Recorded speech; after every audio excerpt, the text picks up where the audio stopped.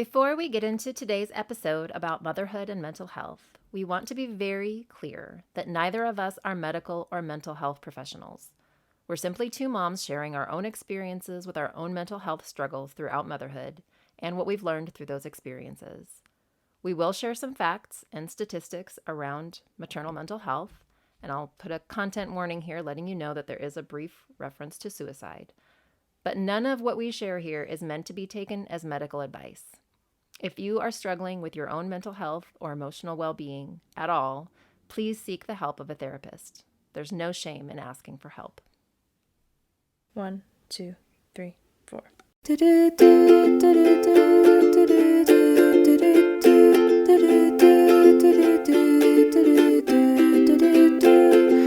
Hi, I'm Annie. And I'm Paula. Welcome to the Motherhood and More podcast, where two BFFs, that's us, share our seasoned perspectives on motherhood. and more. Hi, Annie. Hi, Paula. This is so exciting because we're recording today. I know. And I get to see your pretty face. Aw, same. And that thing behind you that is not at all looking like it's going to murder you. It's my little friend. My little friend.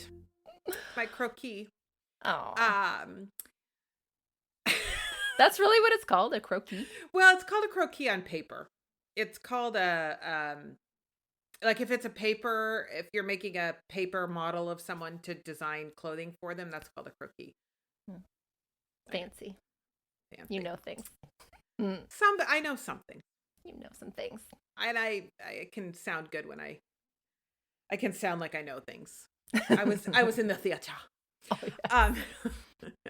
So how are you doing this week? I'm doing well. I cut my husband's and my son's hair today. That was very exciting. I have been cutting their hair forever. Do you know how much money I have saved in haircuts? You've saved a lot of people money because you've also cut one of my children's hair. You've trimmed a lot of friends' hairs. That's true. I even cut your hair once. Didn't I? I believe you did. Yes, you did. You trimmed mine, which is hard to do because it's curly. And I know. That was terrifying to me. I had no idea what I was doing. That's right. You were petrified. Yeah. And I was like, Annie, it's curly. Nobody's going to notice if you mess it up. And see, I wouldn't even know that because as you can see, no curls. But you also cut your own hair. That's what the people should know. She is incredibly talented. And you never trained for it or anything, right? No, I did not. It was all trial and error. Because she likes to save money. That's what the people should know. It's very true. I am so frugal. Okay, so wait though. So speaking of which, and this isn't because I was frugal, but I'm making some gifts for some friends for Ayamiha. Baha'is have this gift giving holiday coming up. And I was using the sewing machine today. Uh-huh.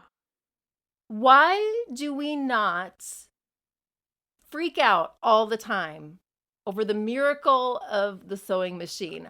The whole time I'm using a sewing machine, every single time I'm like, how is this working? How does it do this? This is a miracle. It's amazing. Like, think about how long it would have taken to do that. I just don't understand. And I've even watched the videos that explain how they work. I still don't understand how they work. And it's a really old machine.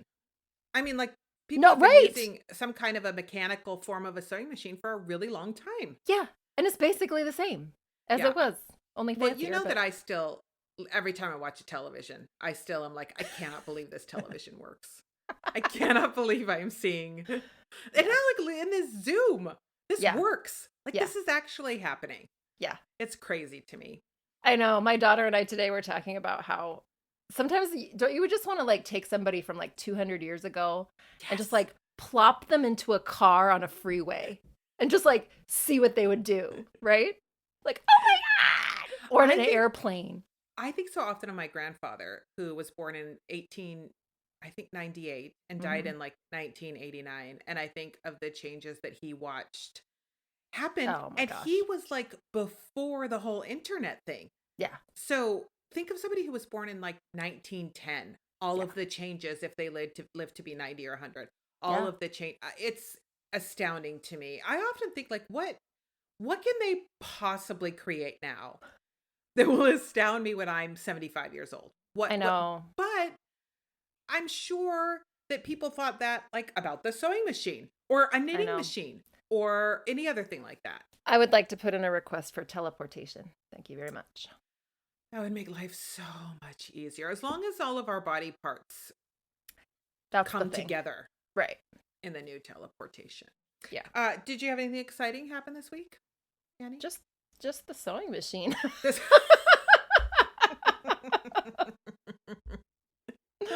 I think that's the most exciting thing that's happened to me this week. How about you? Well, I was doing Vogue Knitting Live this weekend. I knew you were going to throw that right in. You were just waiting.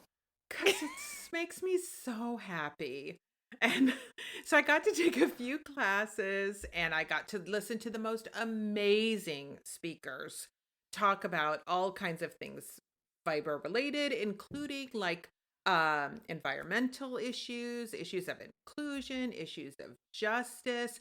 Like, here's a fun little thing. So my youngest child is one thing that's very important to her right now is the concerns that she has over fast fashion.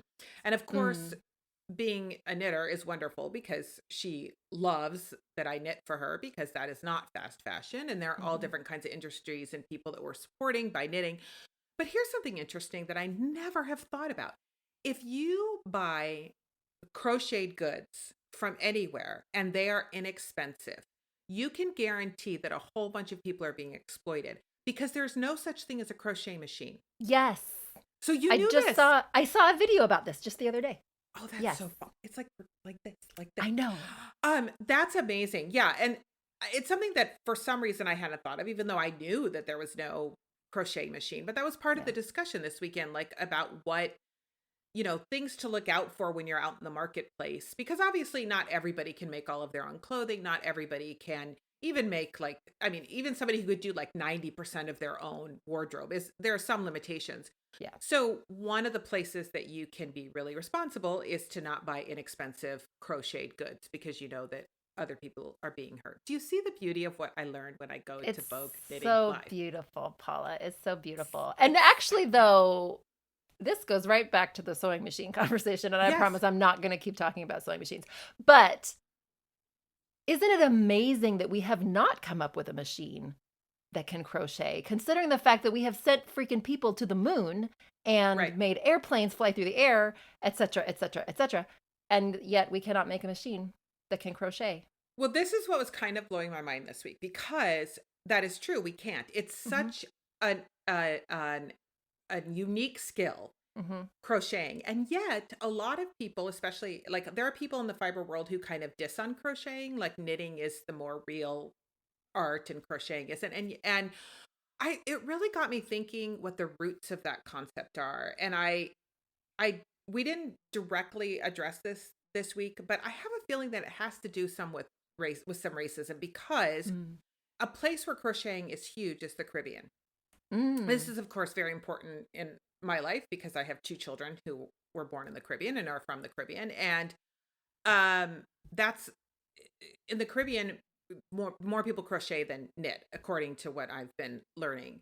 And people are more than welcome to correct me if I'm wrong. And so part of me wonders if the roots of it might have some racism or some judgment towards folk art, if it's considered less of an art. And yet this is an art that cannot be replicated by a machine. You have to have humans to do this art.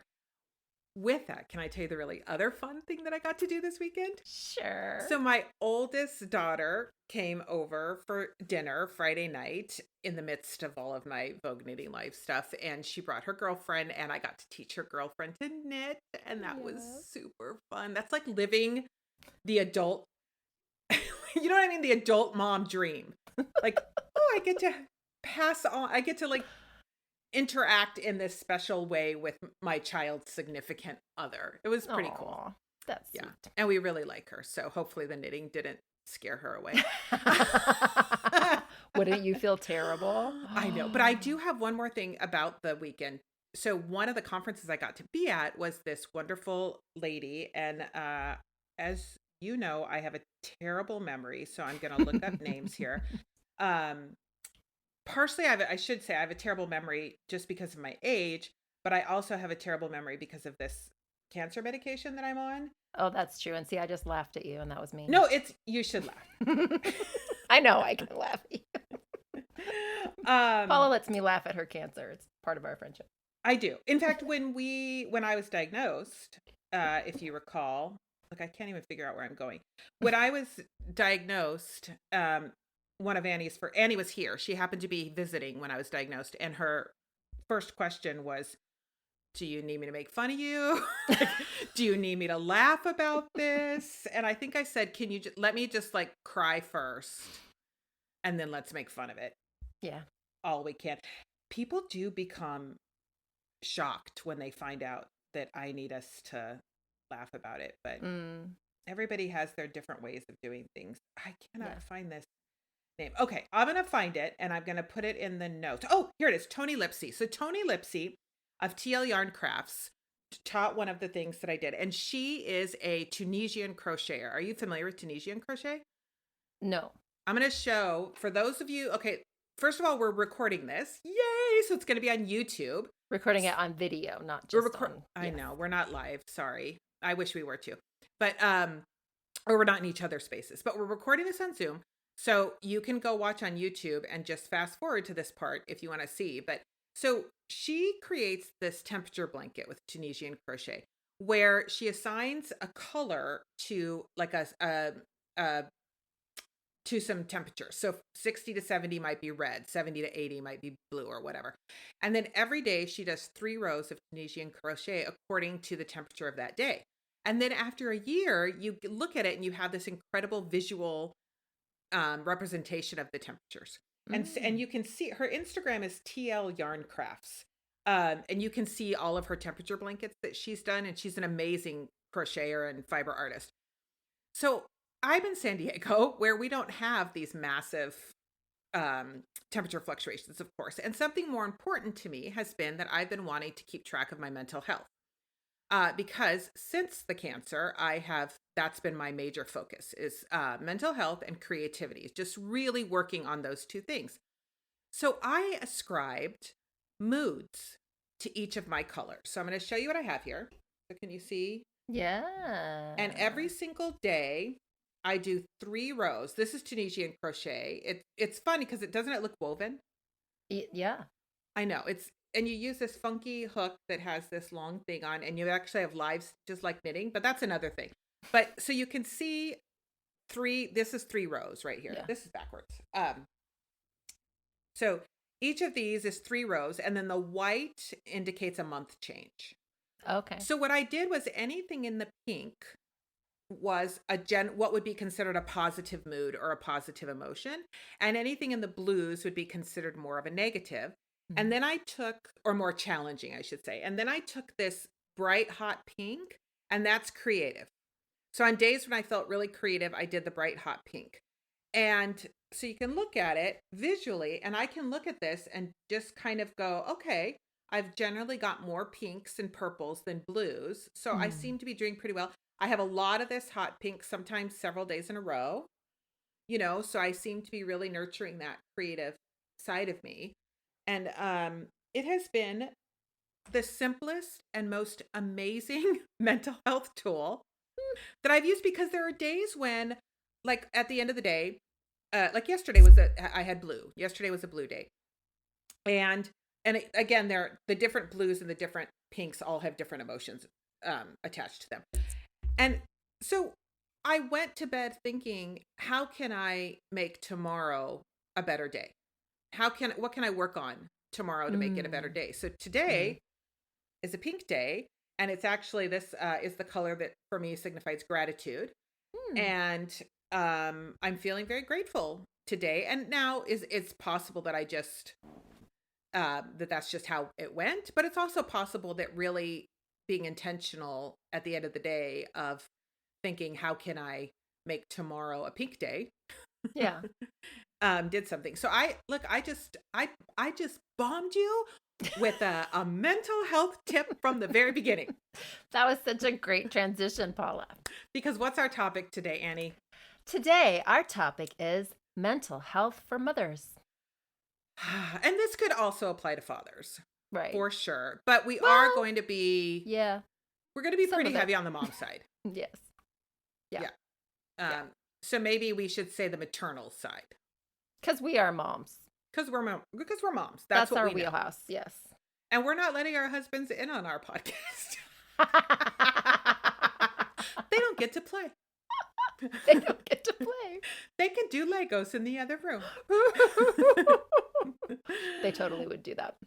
They would. Okay, so where do you want to start? Go to our notes. So I was thinking maybe we could start. So there's a couple of things that we've talked about before right now. One of them is that we're both coming at this topic from some different perspectives. I am not somebody who has struggled with mental illness or mental health disorders, but I've raised kids who have, and I have loved ones who have. But you are coming from a place of dealing with mental health disorders. Yes. So, and we know that our listeners are coming from both of those places. So it's kind of nice, actually, that we have that contrast. And you may want to also say that you're not coming from a place of struggling with mental health disorders, but you have certainly experienced the gamut of emotions and moods that come along with mothering. Well, and that's the thing, is that you have, yes, there are mental health realities that come along with motherhood, whether you are a person who came into motherhood struggling with mental health or not. So yes, very good point. I am crocheting while I talk to you. I hope. Just tell me I'm being rude if you think I'm being rude. Totally fine. Our friendship's over if you do that, but it's not as if we've never had a conversation where you were knitting or crocheting. That's pretty much just par for the course. It's fine. But what anyway, I was wondering if maybe we should start at the beginning. Like becoming a mother. Let's start there, because that's when it all begins. And I have a little story. To start this one off, because it was kind of perfect that this happened this week. I was writing an article for Upworthy about this TikTok video of a dad who his baby son, 2-month-old, was crying, and he demonstrated how to get the baby to stop crying in 18 seconds. And it's this special hold that you do that this pediatrician has shared. And this wasn't on YouTube when we had our babies. I kind of wish it was, because it's just a little specific way to hold them. You kind of wrap their arms around themselves and you hold them at this 45-degree angle, and you sort of just like bounce them a little bit. And anyway, it worked. So this dad starts the video though with this 2-month-old crying. And as you know, a 2-month-old crying is the worst sound on the planet. So I know. I'm watching this video a few times because I had to write about it. And so my 13-year-old son comes into the room as I'm watching this video, the very beginning of it. And the baby is crying for less than 15 seconds in this video. And my son says, "That is so annoying. How did you have babies?" And I said, well, yeah. I said that, this is part of it. And he's like, "We're so sorry." It was so cute and so sincere, but it reminded me, that sound is so hard. It's torturous. And when it's your own child, it's even more torturous, right? Because you have all these emotions with their emotions that are tied together, even from the very beginning. And it reminded me of how exhausting those baby months are, and how all-consuming it is, and how I remember being so tired. I remember with my first being so tired that I literally had the thought, it's not possible for a human being to survive being this tired. Yes. I mean, they use that as a torture tactic. Yeah. Sleep deprivation is a torture tactic. Right. For real. And you and I have talked about this story too, that, I came from a healthy upbringing. And when my oldest was a baby, she was maybe 4 to 6 weeks old, somewhere in that period of time where the sleep deprivation really starts to get to you, and really build up. And she was crying and crying one night, and I had this vision of throwing her out the window. It was just this momentary blip, but it was this urge. I was like, I can't handle this. I can't stand the crying. I'm so tired. And it was just this urge to toss her out the window. And it was terrifying. And immediately I felt like a terrible mother. And I was so upset. And I called my mom on the phone. And my mom is one of the most even-keeled people ever. And she assured me that it was a very normal feeling. And it was so good to hear that, because I think there's a lot of moms that don't have somebody that they know is very not somebody who would ever throw a baby out the window. Right. Tell them that that's a normal feeling to have. Like, that was my first like foray into the mental health space of motherhood that can be a very, very dark, deep place. And it was, I mean, yeah. Well, and so to piggyback on that, my experience early on was you and I were sitting on your couch, and probably both of us were nursing my youngest and your middle child, our youngest daughters. And you told me that story, and I don't remember if it had prompted because I had told you something or if you just shared the story.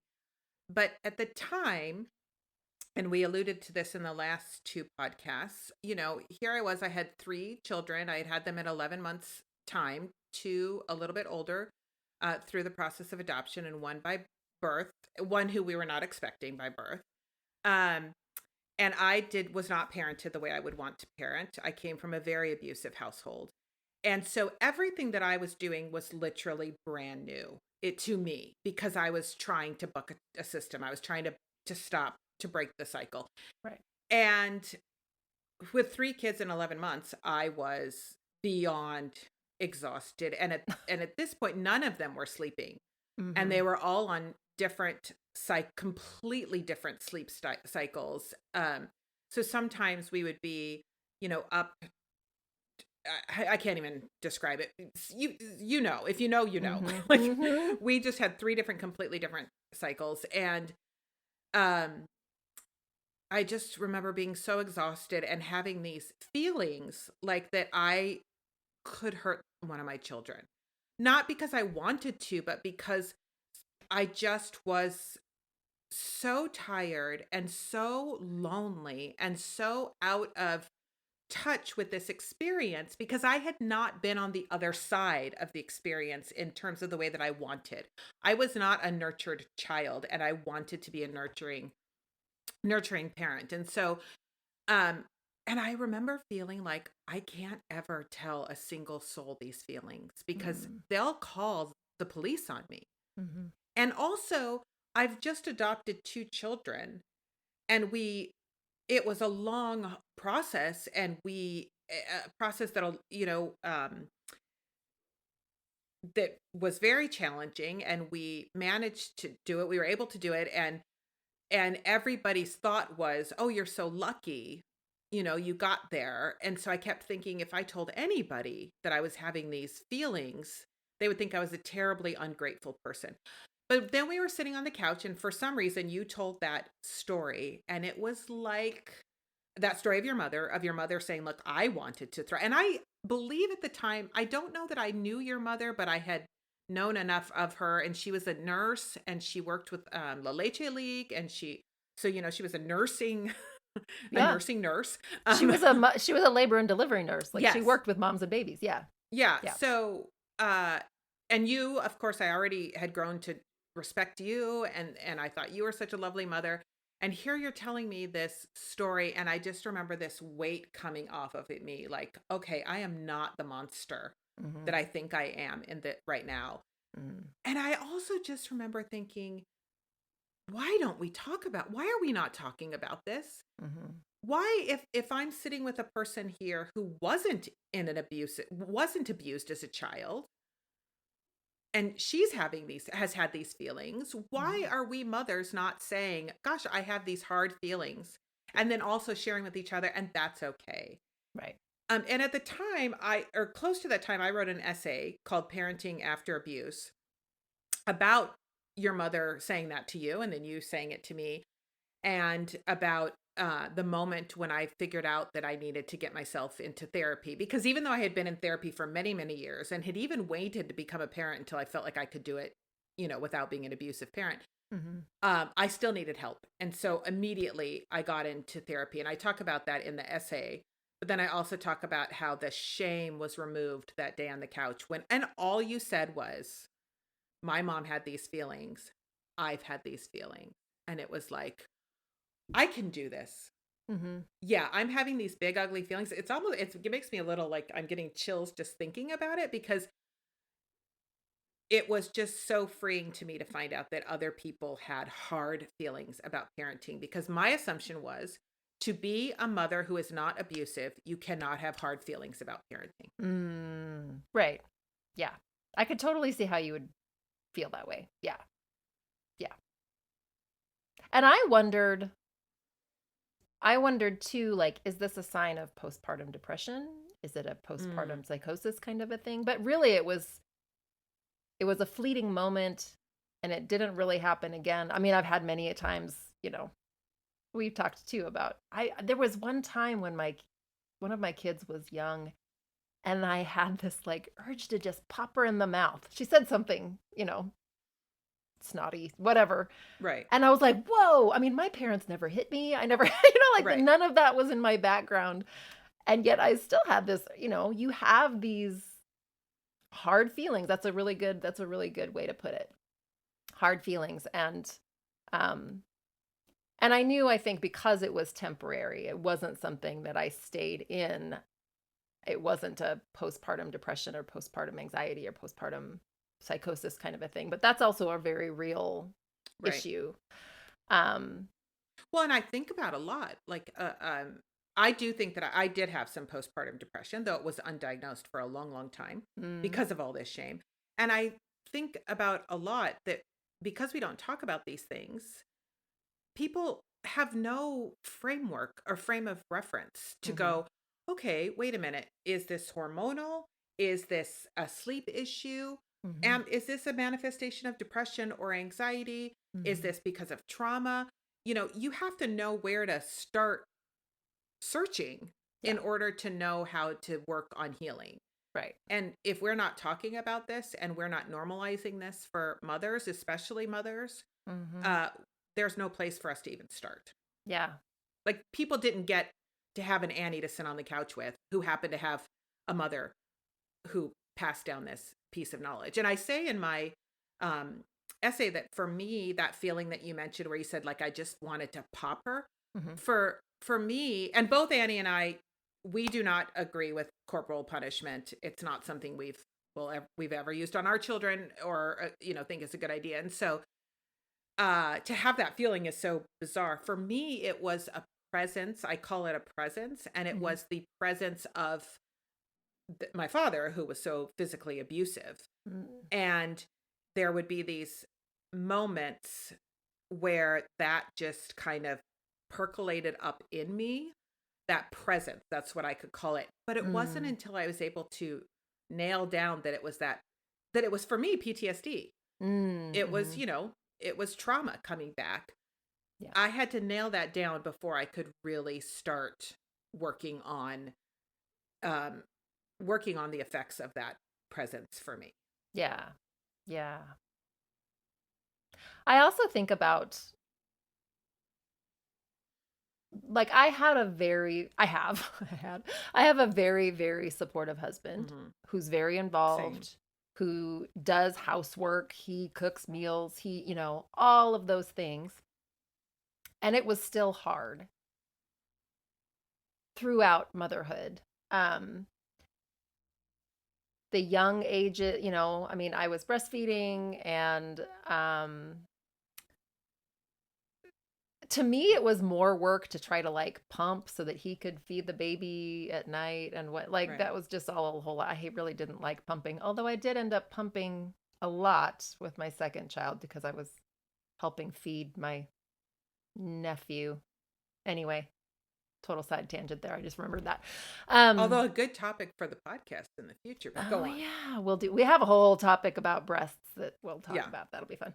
Um, but I think, okay, I had a good mom to talk to, who came and stayed with me for a couple of Right. weeks after each baby. I had a husband who was totally supportive, totally helpful, all of those things.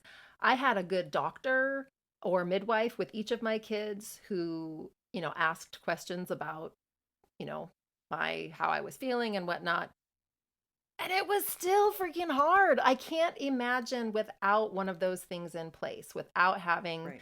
a community, or without having, a supportive partner, without having medical professionals who I trusted. Like, how do women do it? I really don't know. I mean, I Well, and really don't know. you had the community too. You had it Yeah. all. Yeah, I You had all of did. it. I had it all. Well, I think about that a lot with my mom because my mom had twice as many children as me. She had an abusive husband. So I have half as many children as she did. I have, as like you, an incredibly supportive husband. Like he would come home from work, and there were many times when I would, hand him a baby, say, this one's poopy, this one's blooding, this one's hungry. And he'd be like, have a great walk, or, text me when you'll be coming home or whatever. He was so supportive. It still is. Um, and my mother was an alcoholic, as you know, Annie, and I get it. I get why she was an alcoholic. So I myself, I can't drink because I know that I could go down that road. I also have rheumatoid arthritis, which becomes inflamed with alcohol. And so I don't drink. But part of the reason that I just don't drink is because it would be really easy to become an alcoholic. And I have so much compassion for my mother, despite the fact that, I mean, she was an alcoholic through my childhood and that was hard. But also, I get it. She had twice as many kids. People didn't talk about mental health at all back then. Right. And she had a horribly abusive husband. Of course she was an alcoholic. That's how she was surviving. Yeah. Yeah. I just don't know how people do it without all of these components. And yet we do. And that's what we're here to talk about, right? We do. Mothers Right. do. Yeah. My Yeah. mother was an alcoholic and she raised 6 children to adulthood. Yeah. So we do it somehow. Whatever mental health thing is happening, we do it. And so we had a person on Facebook, Annie, who had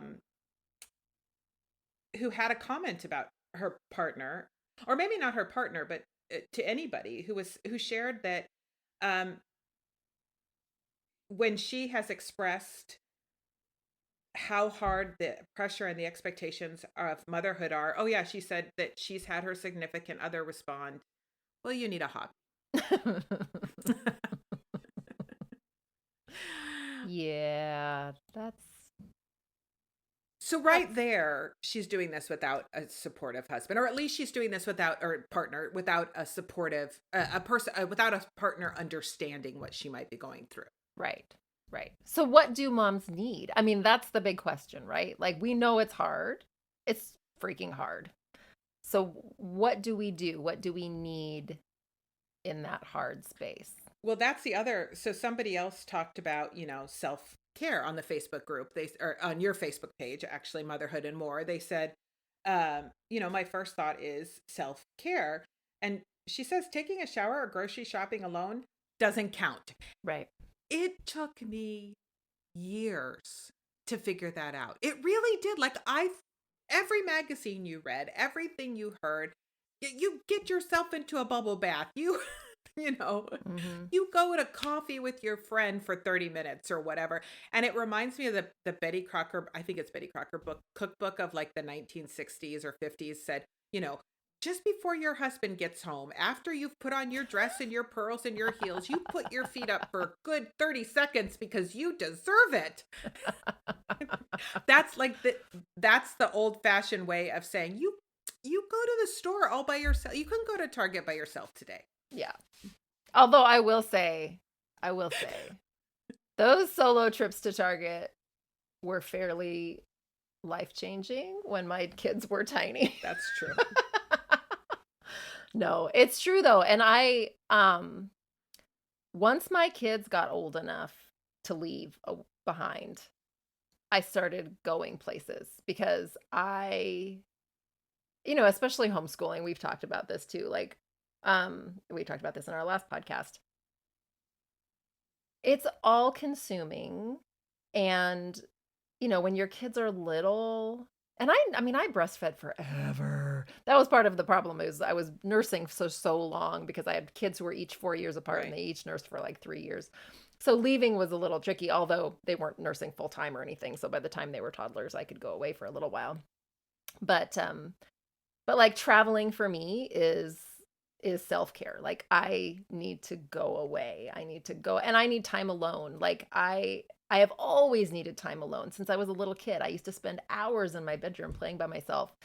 And you know, when you get married and you have kids, you're the hub around which the entire household revolves all the time. And even now, and I adore my kids. I absolutely love it. And now I love that they do this because, you know, they're 21, 17, and 13. I know it's not going to last forever, but they love to like snuggle up to me. But when Right. they were little, it was so cute, but oh man, I would be so touched out at the end of a day. Oh my gosh. Like nobody touched me. Like just no more touching. I've been touched all day long. Um so to me, like physically removing myself from my house and from my Right. family was the only way for me to get uh any real kind of self-care. Um and sometimes it was, you know, taking myself to a coffee shop. Um but it was really great if I could just go spend a night someplace, you know, get a hotel room or go to, I don't even know, someplace um, where I wasn't needed. For me, a lot of the stress of parenting is the constantly being Right. needed, constantly. I mean, constantly, 24/7, need. And it's one of the, I mean, that you know that when you go into it, but there's things you know going into parenting on an intellectual level like that you're going to be sleep deprived. Like you know that going in. Right. Everybody talks about that. It's not like it's a surprise, but it's a very different thing when you're actually experiencing it, right? So, like you said, if you know, you know, or when you know, you Right. know. Yeah. Like when you've been through it, oh boy. Um so and then the other thing is community. Like you and I had each other. That was Right. huge, you know. Even just having one good close mom friend that you can share all of those dark thoughts or who you can swap with. Um, you know, we would take each other's kids sometimes and just, you know, give each other some time. Well, and we would do things like I would call and say, I I really need you to be the parent today. I need Mhm. you to be the parent. Both Mhm. of our husbands were working Mhm. outside of the home, and I would say, I need you to be the parent today. I will make everybody food. And I would come over and I would be in the kitchen making everybody food while you basically parented the kids, which was huge because I think um like that's another hard part about parenting is that when you have come from a difficult situation or a challenging situation or you don't have the tools going into parenting or you have any kind of mental illnesses, you have to be able to have somebody that you can be honest with so that you can balance out those kinds of things, you know. And I know with us it worked out well because you liked the fact that somebody was cooking all the food all Yes. day long. Mhm. um, because I think for a lot of our listeners, I know for me this was the case, it's not possible to go away Mhm. for whatever reason. And um, financially, that's obviously going to be a big issue for a Mhm. lot of people.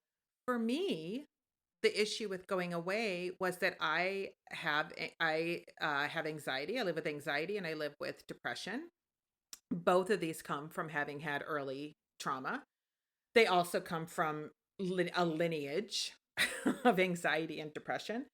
Um, and when you're living with anxiety and you're parenting small children, sometimes it's really hard to do some of the things that you really need to do for yourself. So for me, because my biggest fear was losing my children the way that I had lost my mother. So for those listening who maybe haven't read any of my essays, my mother and I were estranged for almost 25 years. And the reason for our estrangement was because my father, who was actually he was not my biological father, but he did adopt us when he married my mom. He orchestrated this estrangement because it was part of his abuse. He was just a very abusive man, and this was part of what he did. And he orchestrated this estrangement. And so I was without a mom for all those years, which of course exacerbated the anxiety and the depression. And for me, made it that one of my biggest triggers for anxiety was separation from my own children, Mm-hmm. having been separated from my own mother. So for me, I couldn't, going away for a night was not self-care. In fact, I tried it when I was pregnant. I was in the 8th month, and I my wonderful husband was like, here's an Airbnb. I'll even drive you there. We Mm-hmm. want you to be there. We want you to have this experience. And so we did one night with my oldest because it was going to be it was Mother's Day weekend. It was going to be the last Mother's Day before her little sister was going to be born. And I wanted to have some special mother-daughter time with her. And then I did one night alone, and it was just not good for me. And so I Mm-hmm. think that's important for people to recognize that what might be good for one mother, Mm-hmm. you know, isn't going to be good for another mother, could even trigger the mental illnesses of Mm. another mother, as it did for me. Now, we should probably talk a little bit about what happens as they get older, because things change. Yes, Um, yeah. That's what I was gonna say too. Different yeah, stages of motherhood. Also, I had no desire to leave my babies when they were babies. right. That I remember hearing about people who would go on vacations or whatever and leave their babies with me, and I just didn't. That was a foreign concept to me. So yeah. It's not that I'm judging them. Like everybody's got their different, Right. things. For me, I just had no desire to leave my babies. And Um, maybe that's the number one thing here is when you're choosing your self-care, mhm. make sure it's truly what you need for self-care. Yes. It Yes. might be that what you need for self-care is to have your baby near you while you're doing that self-care, but have the baby cared for. Right. You know, Yeah. it might need that your self-care is an incredibly romantic date with your husband Mhm. or going away, who knows, but it has to be what is right for you. Don't let other people tell you what self-care is. Yes, that's huge. Yes. Yes, you're absolutely right.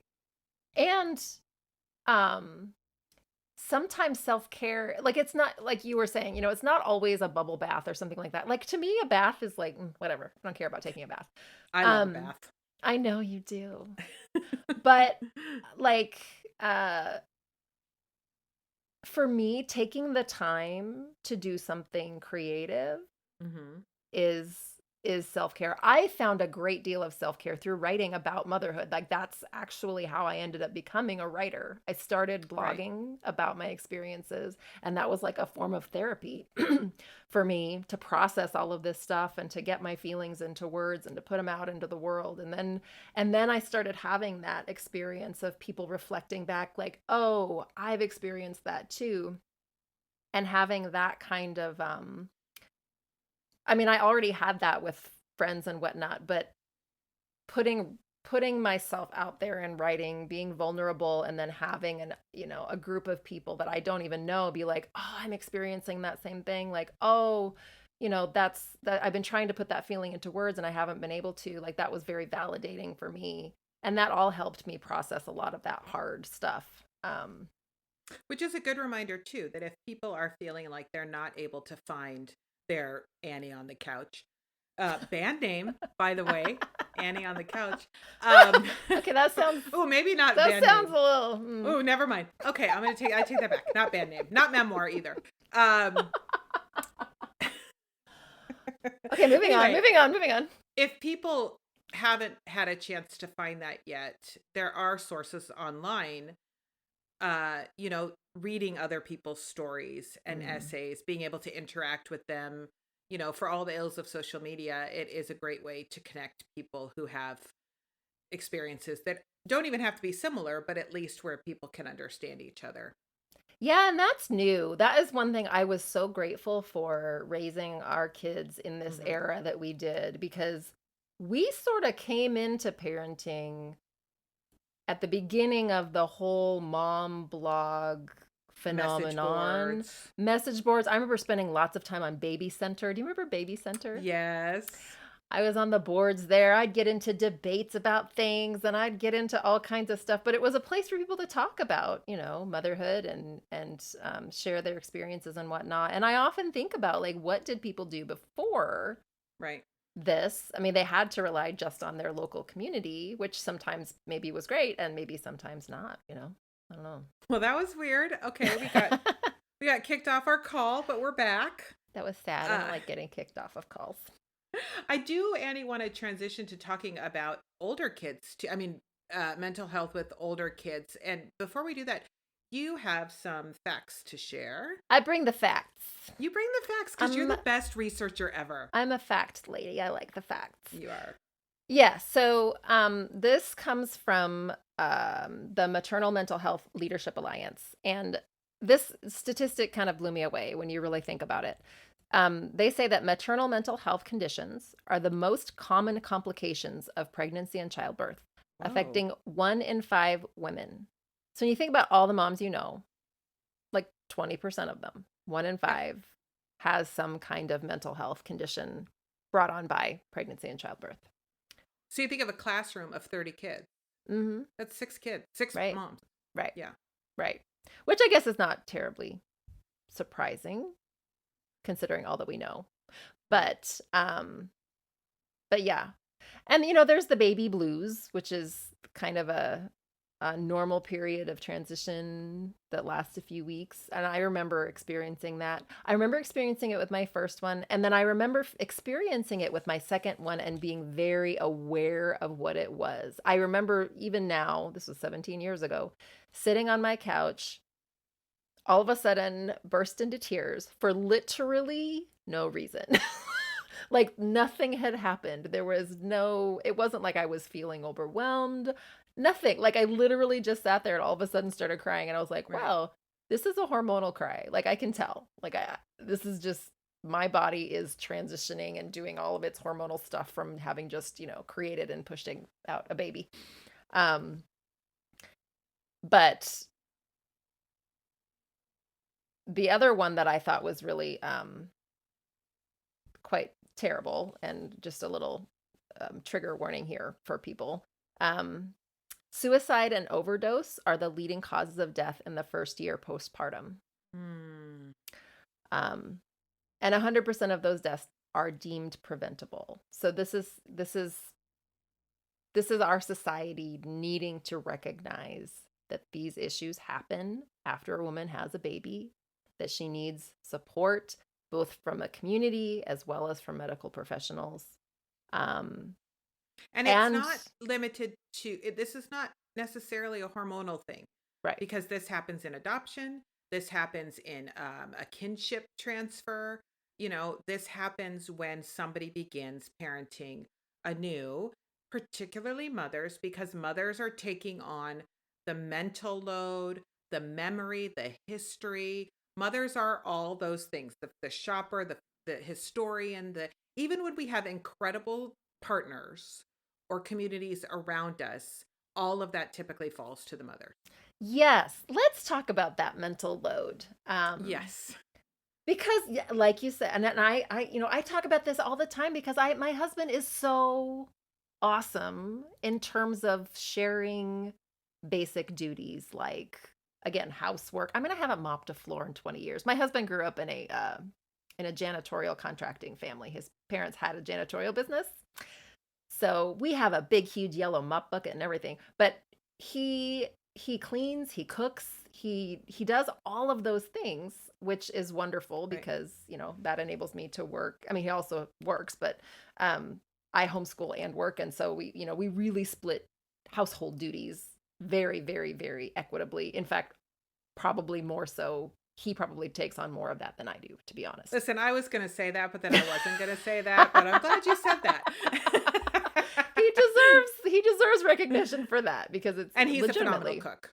He is a very good cook. He often says that he likes to cook just because he's kind of finicky about what he's going to eat. I can cook. Like I actually am You're fairly a good cook too. good cook. You're the soup Master. Yeah. I don't like it. I don't enjoy cooking. Right. He actually kind of likes it. It's but not self-care for you. it's But not anyway. self-care for me. No. But when it comes to the mental load in Right. terms of remembering, I mean, it's just all the little things, right? So between 3 kids, trying to remember, okay, who needs their eye appointment, who needs their dentist appointment, who needs their doctor's appointment, who needs their checkup, who's outgrowing their clothes, like all of those little things. Like, I'm the one that pays attention to those things. I'm the one that I'm also the first one that they come to generally Yeah. for anything, even if all moms, I think, will recognize this. Even if they're in the kitchen and my husband is standing right next to Right. them and I'm in the living room, even now, still at their ages, well, at least my youngest, will come into the living room to ask me about something in the refrigerator. Even when my husband has said, "Hey, I'm right here. Come discuss this with me." Yeah. No, it's okay. Mom's got it. No. Like, "Hi, mom is on the toilet. Can we go discuss with Papa?" It Yes. And it's, Annie, I've thought about this a lot recently because Mm. we in our household, we have tried very hard to raise our children to be feminists. We have Mm. tried very hard to raise our children to look to households that are equitable Mm-hmm. when they grow up, to be the kind of a partner, should they enter into a partnership, that, creates an equitable household no matter what role they have in the household. But there are still things that happen constantly in society that they see that affect them, that I am powerless to, or I don't have as much power. So just a teeny example, when we have a party, um, even though we have always all been involved in the party planning of any kind, always I've made sure that, my husband has been a big part of it. All of the children have a role in it.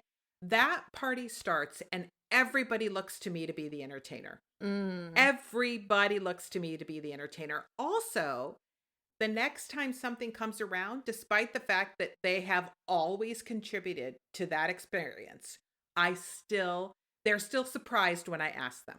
And Mm-hmm. so in this case, like my son will still be surprised. Oh, I need to go help, that's because a lot of other parties we go to throughout their lives, the women are doing everything. Mm. And so even in a situation where we've tried to make sure it's equitable, he's seeing on television, my son is seeing in movies, my son is seeing at other people's houses that the women do this, the party planning, the women do the execution of the party, the women do the entertaining. Mm. And I think that's just a little microcosm of everything else. Like, oh, Mm. clearly you go to mom for comfort, even if dad's really good at it. Mm. You Yeah. know? Yeah. Yeah. This is why I and honestly, like, this is, to me, my form of self-care. Once my kids got old enough for me to leave and feel good about leaving, Yeah. um, it forces them Yeah. to rely on dad by just removing my body, my presence from the home, forces them to do things differently. And every time I have gone on a trip, for whether it's a weekend or a week, the longest I've been gone was 2 weeks. I took 2 weeks and went to Southeast Asia right before the pandemic. Yeah. And that is huge. Every time I leave and come back, for one thing, they all become more responsible, like, hugely. They obviously can't come to me first, so they go to dad. And they always somehow make these huge leaps in development in some way when I'm gone, which is actually kind of offensive now that I think. No, I'm kidding. It's because it forces them to draw on strengths Right. that they don't exercise otherwise, or to strengthen, Right. character qualities that they just don't have the opportunity to tap into when mom's there and, there to rely on all the time. And so the version of that in my life as somebody who hasn't felt comfortable, leaving my children, as I previously mentioned, Mm-hmm. because of my own anxiety, is so, um, it's so small, but I think that this is something that every parent can do. I have times throughout the day when I put my phone on do not disturb, and on the iPhones you can create a reason for do not disturb, and you can um say who gets to see that thing. Oh, And so really? I'm very, yeah, I don't know if you know that. So Uh-uh. I'm very specific. Like I have one that is I'm knitting right now or crocheting. I have one that's I'm out running or I'm out hiking or I'm working.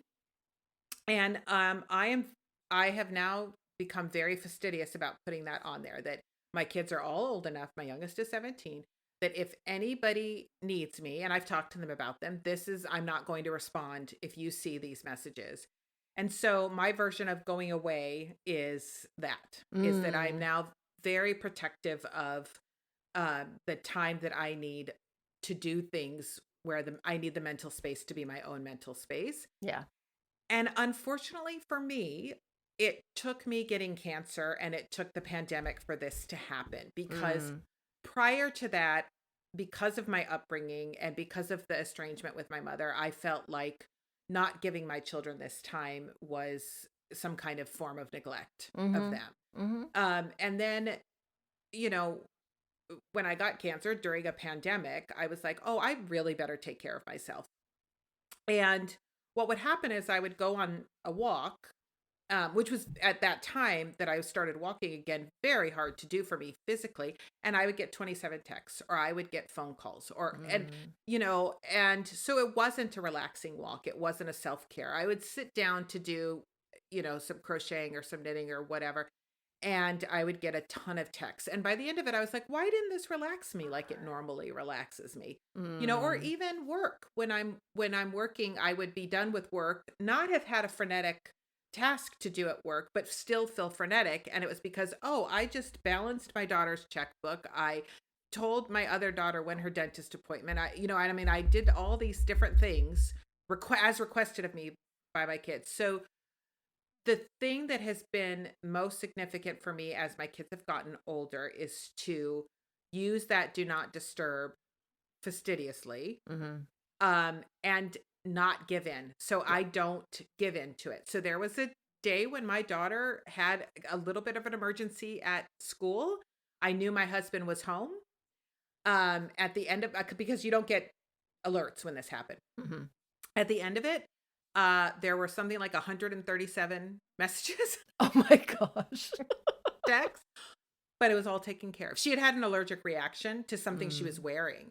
Mm. And so my youngest daughter is a delicate little redhead. And so she was welting all over her body. And so he had to go bring her a change of clothing, but he did it. It Mm-hmm. was all taken care of. Yeah. It happened Yeah. within the confines of, like, I think it was a 4-mile walk or something like that. Yeah. Um, and it not only did it show them, look, dad's pretty capable, but it also showed me, look, dad's pretty capable. Right. Right. And problems can get solved Yeah. kind of the way they did in the 80s without telephones. Yeah. So there's the big thing, like you do your trips, and that's incredible and wonderful, and a lot of people will resonate with that. But it can also be something as simple as creating the right boundaries at the right time in your relationship with your children. That was exactly what I was thinking. The word boundaries was popping out in your story and mine too. Like, it's acknowledging that number one, it's okay to set a boundary with motherhood. I think we're bombarded subconsciously even with messages that motherhood is all about sacrifice. And Right. motherhood is about sacrifice. Like, there's no question that that is a part of motherhood, and it's an important part of motherhood. And I'm not down on the idea of sacrificing for our kids. I think that's inherent in motherhood. But it doesn't mean that we sacrifice everything. It doesn't mean that we sacrifice all the time. And it's okay to set a boundary and be like, okay, I've already sacrificed. Yeah. I've been sacrificing. Now I need this in order to be able to continue giving to you, because Right. if we're constantly emptying ourselves and not replenishing our energy, um, then we can't keep going. And in this piece that I wrote a piece called To the Mom on the Brink of Breaking, like 6 years ago on Scary Mommy. And every once in a while I still get tagged in it on Instagram, usually when somebody has translated it into another language, which is interesting. So it's made the rounds. But in it I talk about the fact that needing to take a break, needing to do some self-care, it is not a sign that you don't love your children. Like, love is the engine that drives all of this, but you have to have fuel, which is your energy, and your energy can be depleted, right? Like, your love for your children is limitless. Like, there's no limit to the amount of love that you have. But you have a limited amount of energy. We all have a limited amount of energy, and if we're not replenishing that energy, sometimes it's like trying to drive a car with no gas in it. So we have to refuel, and for every person that's going to look different. um but you do have to say, I have to pull the car over to the gas station now. Have Right. to put the gas in before we can continue to go. And it's such an important thing for moms to recognize and honor that need.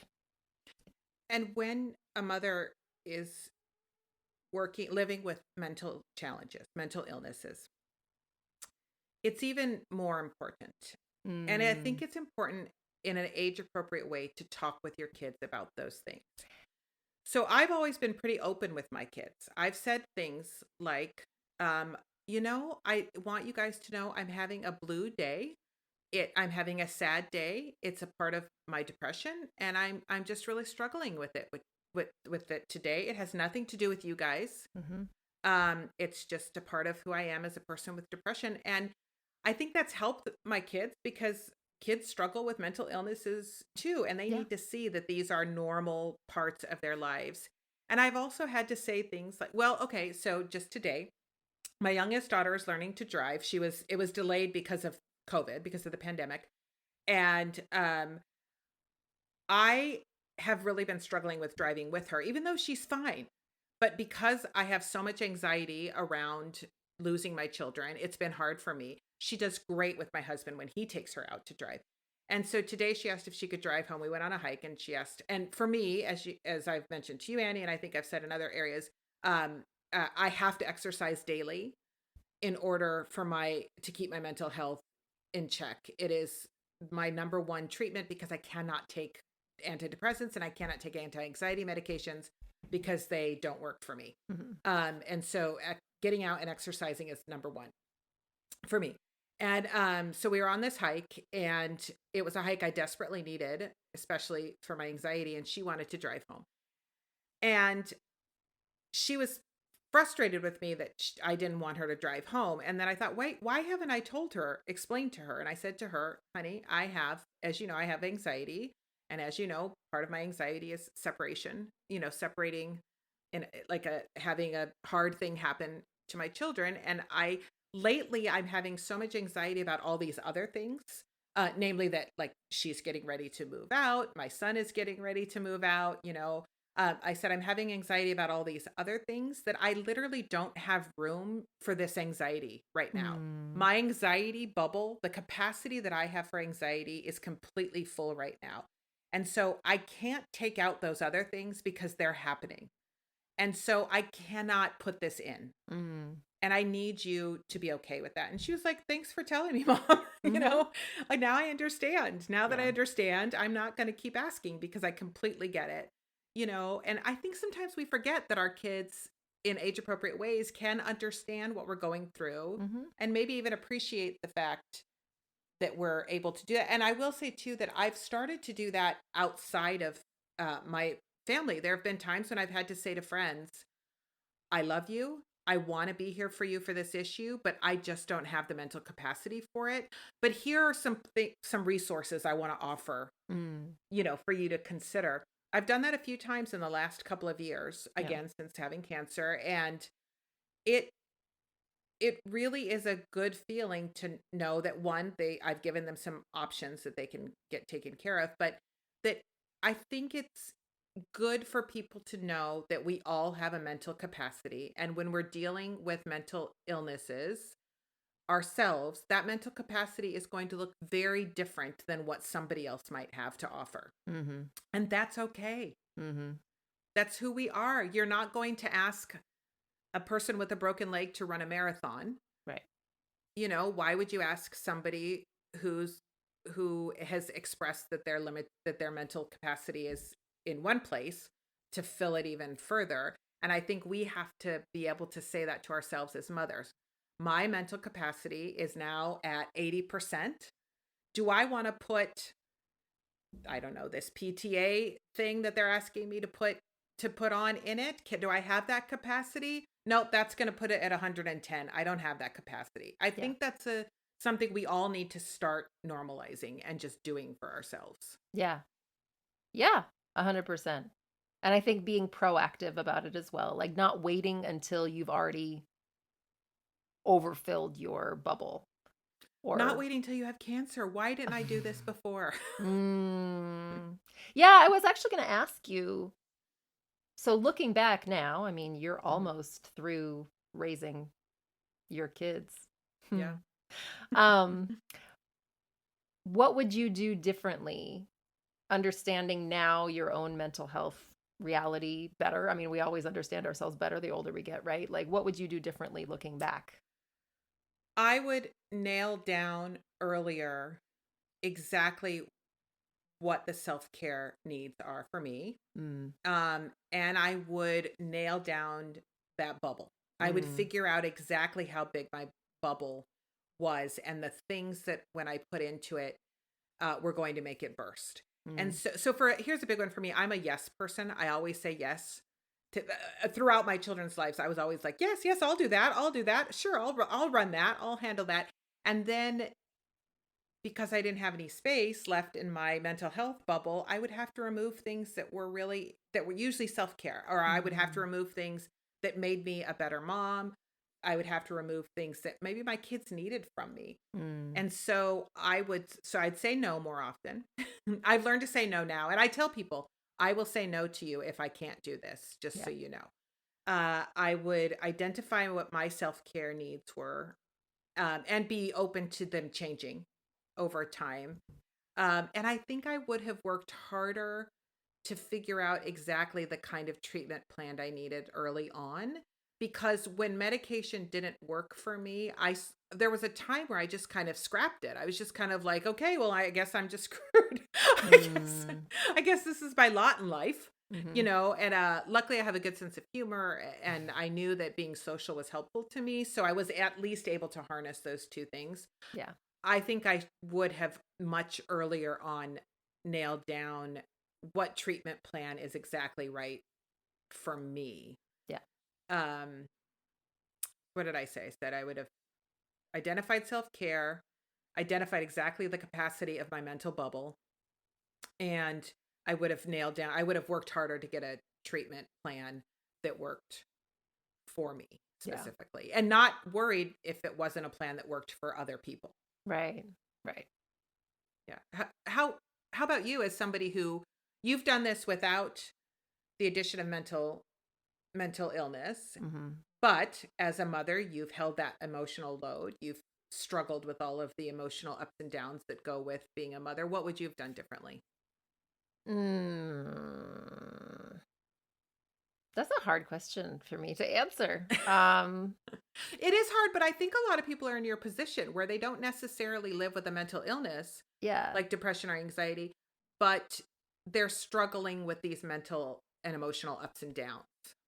Yeah, I think it isn't so much that I would do something differently as that I wish I had known earlier how much doing my version of self-care really did help not just me, but the whole family. Yeah. Like I said, my kids, I'm always amazed when if I come, I make it sound like I'm traveling all the time. I'm not traveling all the time, but when I come back from a weekend away, usually to visit you. Yeah, I know.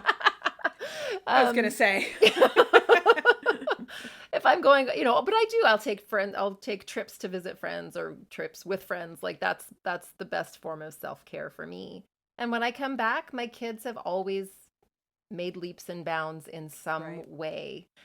And so it's good for them And it's good for them to have a mom who is replenished. And that's such Right. a huge thing, I think, that we need to make sure we understand is that when we're taking time for ourselves, it's not a selfish thing. And that we don't need to feel guilty about it. Because ultimately, taking care of your children's mother is a gift to them. Like Right. if you step outside of yourself and think of it that way, you're caring for your children's mother. You're nurturing your children's mother. And when you think of it that way, that removes that whole like, oh, I feel bad. I shouldn't feel like I need to take time away from my kids. Like, all that guilt that can Right. easily set in. No, take care of your children's mother. It's important. I think that's a great place to end. I'm not even looking at the time, but I'm sure this has gone on I very, know. very You long. and I can talk so long. We can't, but you know what? This is such an important topic because when I have opened up with people, Hmm. it has always been met with an enthusiastic interaction. Like people want to talk about this, people are feeling this. Yeah.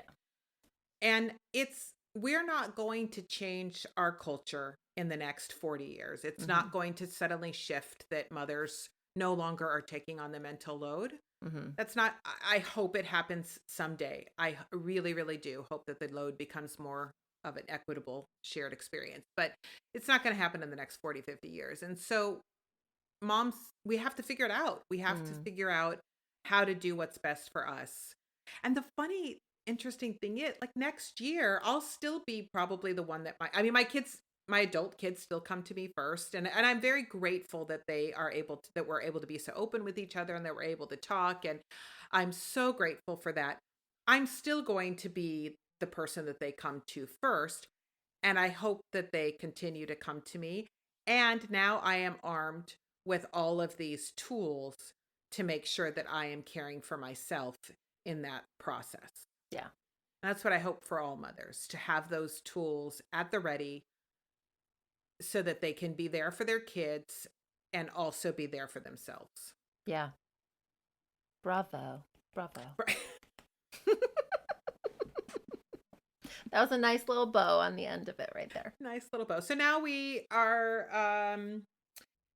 done with this and we're going to talk about our kids' mental health Yes. coming up as well in a probably the next episode, and that's super important, especially with this pandemic, because so much has changed and so much has happened as we start to, I hope, climb out of it, and the air is starting to clear, so people need to tune in for that. You have anything exciting coming up this week?